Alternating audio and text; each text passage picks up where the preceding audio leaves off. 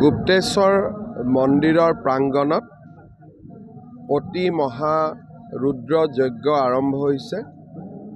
যজ্ঞৰ আৰম্ভণিত সেৱা আৰু পূজা কৰাৰ সুবিধা পালোঁ। সকলো ৰাইজকে অতিৰুদ্ৰ মহাযজ্ঞত অংশগ্ৰহণ কৰিবৰ বাবে অনুৰোধ কৰিম।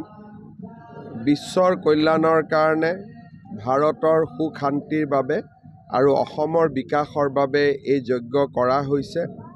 সকলো ভক্তগণক আমি এই যজ্ঞত অংশগ্ৰহণ কৰিবলৈ আমন্ত্ৰণ জনাম।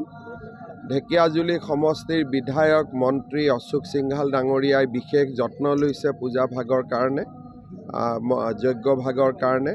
মই ঢেকীয়াজুলি ৰাইজকো ধন্যবাদ জনাইছোঁ। গুপ্তেশ্বৰ দেৱালয়ৰ প্ৰাংগণত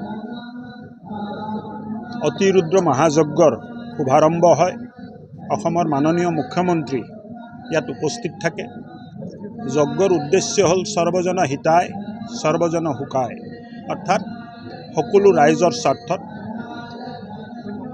সকলো ৰাইজৰ সুখ শান্তিৰ বাবে, সুৰক্ষিত অসমৰ বাবে, বিকশিত অসমৰ বাবে। আৰু এই যজ্ঞটো এটা ডাঙৰ আয়োজন।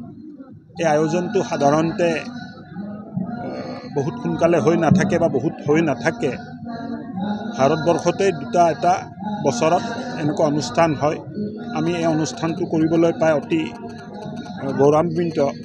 আৰু লগতে মই অসমবাসী ৰাইজক ইয়াত আহি সেৱা আগবঢ়াবলৈ, বিশেষকৈ শোণিতপুৰ, বিশ্বনাথ, দৰং, ওদালগুৰি ৰাইজক ইয়াত আহি সেৱা আগবঢ়াবলৈ আহ্বান জনাইছোঁ। আৰু আপোনালোক সকলো সপৰিয়ালে ইয়াত আহি নিজৰ সেৱাটো আগবঢ়াব। সকলো ব্যৱস্থা আমি কৰিম।